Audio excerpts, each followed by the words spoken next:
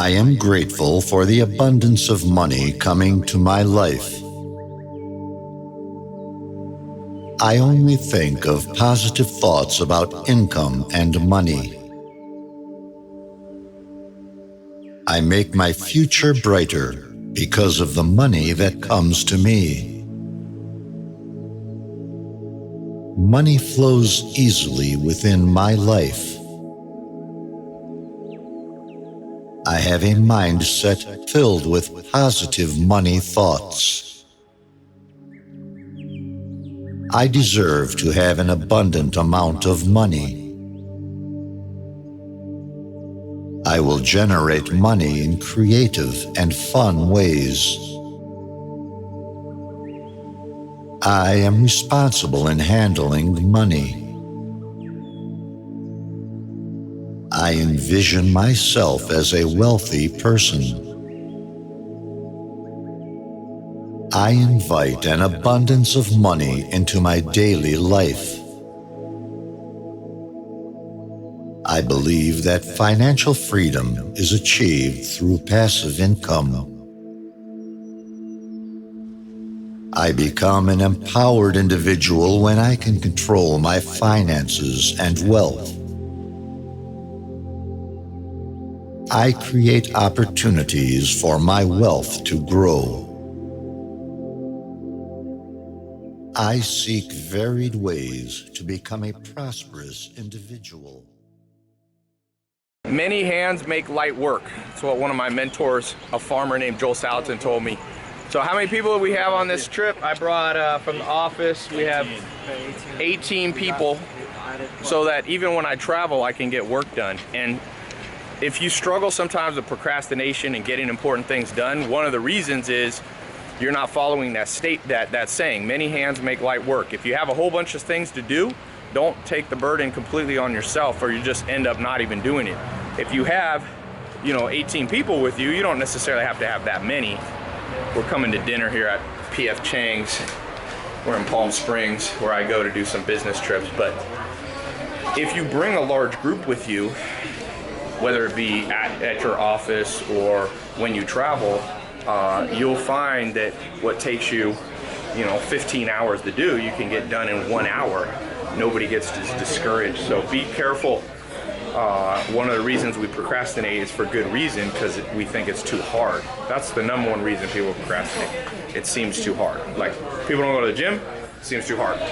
So if you can surround yourself with helpful people and everybody gets assigned their job to do, then all of a sudden what seems like it's a one-day project, you're done in 20 minutes or an hour.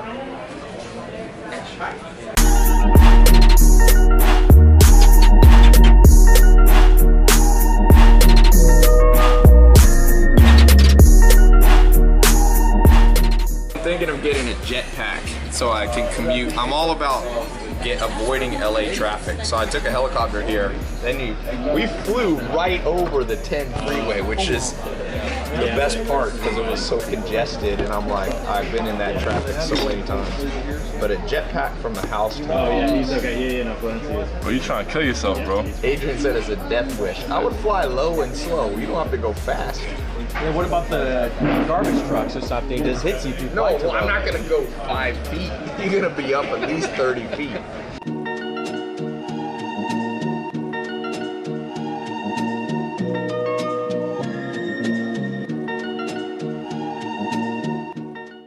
Okay, I just read a book on psychopaths. Here's a psychopath test everybody could take.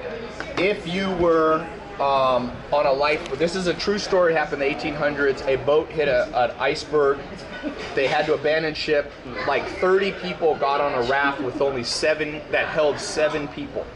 So finally, as the waves got bigger, after a couple days, the captain said, either all of us die, or we can keep 7 people on and start throwing people off. We all dying. We all dying. Okay? And so they threw people off until 7 survived. They just threw them to their death. And when they went back, one of the sailors was put on trial for doing that. And I'm not going to tell you what the outcome, whether he was guilty or innocent, but if you were on the jury, is he guilty or innocent? Innocent. Innocent. All right, the people who answer the fastest have the most psychopathic tendencies. So it's how quickly you can answer this that psychologists. So I tricked them. We won't show who said it first. I want my identity protected. Why is he innocent? He killed people. I think, honestly, I was somewhat quick to say he was innocent, so I can't talk crap. I mean, Justifiably innocent. but a lot. Anyway, how fast he answered. I would just do like, you know, if God wanted them alive, they wouldn't have put That's a psychopath. We're talking about how Scorpios are very likely to be psychopaths. Jeffrey Dahmer. Charles Manson. Did I change my birth certificate? What did you say? Terry, what were you about to say? No, you didn't. Tell him what he said. Terry's like, shit, I would have thrown everybody off except myself. So you said that. Oh, Terry said, you point that at Terry. I did already. Okay, I got one more test. Let me see if I can remember. Oh man, it's a real slow one. No, this one's not by the speed. Yeah, right. All right. A woman meets a man. It's kind of a riddle. A woman meets a man at her mother's funeral. So she goes to her mother's funeral. There's a man there. She thinks it's the love of her life. She's met her soulmate, but she forgets to get his phone number. Okay? Forgets to get his phone number. A month later, she kills her sister. Why? Oh, she fucked him. Okay. Everyone answer. You said because she cheated. Yes. The sister cheated. What do you say? Cheated? How you cheating on a girl that's not yours? Okay, whatever. She slept. She was jealousy. What else? She killed him. What else? I killed him. No. Why? Okay, that's everybody do an answer. That's my answer. So Susie goes to a funeral of her mother dies. Susie's at the funeral, her mother dies. There's a man she's never seen. She strikes up a conversation. She's so stricken by him, she thinks it's her love of her life, but she was too scared to get his phone number. A month later, Susie kills her sister. Why? Now you said it was it was because of Susie's that her sister slept with the guy Susie liked. What else? Does anybody else have? Euthanasia. Her sister had a terminal disease and was going to die anyway. She did, no. The sister killed the mom, so she's killing the sister for killing the mom. Okay, the sister killed. Okay, here's the actual answer. The true answer that psychologists thought psychopaths would say, she killed the sister so there'd be another funeral so that the man would show up.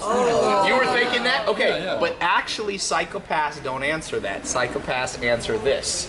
She probably slept with the man she liked. Andrew said that in 10 seconds. 2 seconds. I'm deleting Andrew Cobb from my phone. No, Andrew, honestly, I thought the same thing. About 3 of us. Did you say it? What did I tell you? Cancer, and I'm Scorpio rising, so. Kenna is a sweetheart, probably didn't think of any of these. I didn't know. I didn't know exactly. that. That's a very innocent. Kenna on the Dark Triad test got a 3, 0, and 0. That's the lowest score. I got like a 2 on the second Oh, yeah, she got like 3, 2, 0. Whenever you date somebody, I promise you this: go to Dark Triad test, Google it, have them take it. If they score over 30 on anything, maybe narcissism you can let pass, but that's it. What if you're that person? You can't let anyone else date you then. That's actually a problem that psychologists don't have the answer. What happens when you discover you're the fuck up? Oh my goodness. And the answer is, it's probably means you're gonna have a bad life because you'll attract low-level people around you. So, I met somebody, I know a girl that got a 95 on psychopathy. And I told her, 2 girls I've met, one of them, after I saw her test, I said, you committed a crime. And she said to me, how did you know? And she wouldn't tell me what it was, but I'm pretty sure I asked questions. I'm pretty sure she murdered a girl who picked on her. So the real question is, if that 95 girl hang out with Kenna, does Kenna get worse or does that other girl get better? Oh, it's all, if you're a good score and you hang out with psychopaths, you always lose. They suck the energy from you. No, though, you don't want, dude. Psychological profiling is my favorite thing in the world, and it's the most accurate thing in the world. I've never seen it be wrong either. Those tests are developed by geniuses. The Dark Triad, Hexaco, you can look at. There's a good book on this called The H Factor of Personality by the guys who invented the Hexaco, which is the most cutting edge one. But that, dude, it's now if I meet somebody, guy or girl, business partner, be like, here, take this test. People love to take it. And they answer so honestly. She answered 95. That means she answered questions like, if somebody does me wrong, I can do whatever, you know, I can get back at them. That's like a classic psychopathic or Machiavellian. Machiavellian's more sneaky. I think, Nathan, you got high on Machiavellian. I got like 60 or 70. No, I don't think you got that high. No, you got like a third. If you wouldn't be here if you got a 7. What was that on? I would be here, boy. A lot of times when I meet somebody who's high in Machiavellianism, I ask them, were you bullied? And they almost always say yes. Machiavellianism comes when you can't use overt power. Like if you meet... So younger brothers? Yeah, but more like people were picked on.